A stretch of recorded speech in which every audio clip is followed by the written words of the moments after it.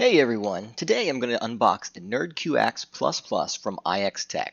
I've ordered several products from IXTech, and you'll see why in a moment. Alright, so real quick before I begin, I want to take a look at their store page. So here is the product, the NerdQAxe++ from IXTech. Links for this will be provided in the description below, so make sure to check that out after the video. Alright, let's dive in.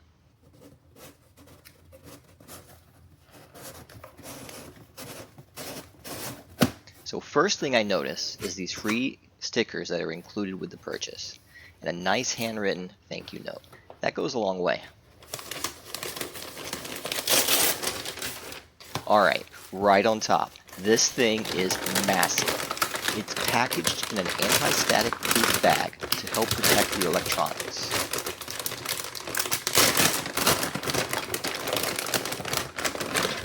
Wow. What? Where do I even begin? The first thing I notice is the weight of this unit. It's solid. It has a white-purple theme, which you can see. I love this heatsink and fan. It looks so clean. And then, on the side of the case, we have the IXTech logo. Take a look at this amazing rainbow reflection print that's on the back of this case. We can see there is some included cable management for the fan that's on the heatsink. And it goes right down the side here. That's very nice. Think about it. If you're going to have these units scattered throughout your house or your garage or wherever, they should look like a work of art. This one, wow, it's just so visually stunning. Look at the intricate design on the circuit board and how well all of these connections are made. Alright, so let's see what else we have here. So this one is the power supply. We can see right here it says 12.4, 10 amps, 124 watts. So that's our limit. We can't go past that. And some will argue whether or not you can use that full range. Personally, I don't like to push past 80% on my power supplies.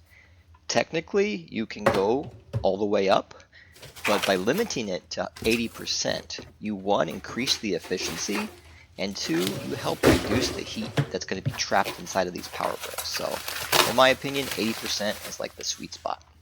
And the last package that we have is the base of our stand. This feels like quality.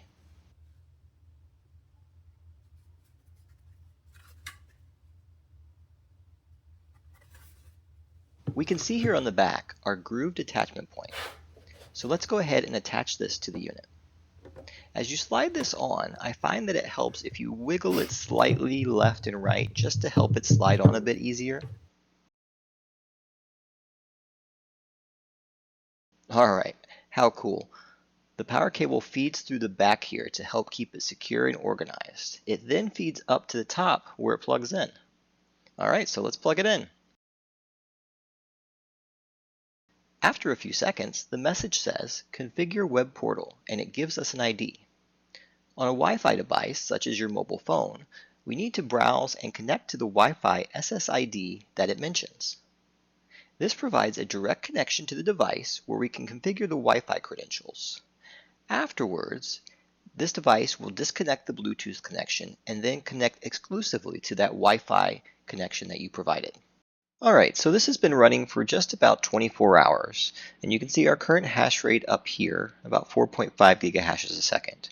This will fluctuate. If you look at the trend line, we can see that our average one-day hash rate is right around 4.8 to 4.9 gigahashes a second, so we're right on target. And we can also see our efficiency numbers and our difficulties. I actually had a really good difficulty solving this of 185G.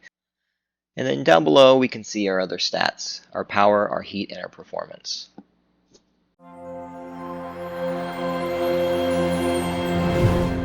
Don't forget to like, subscribe, and follow us on X for even more content.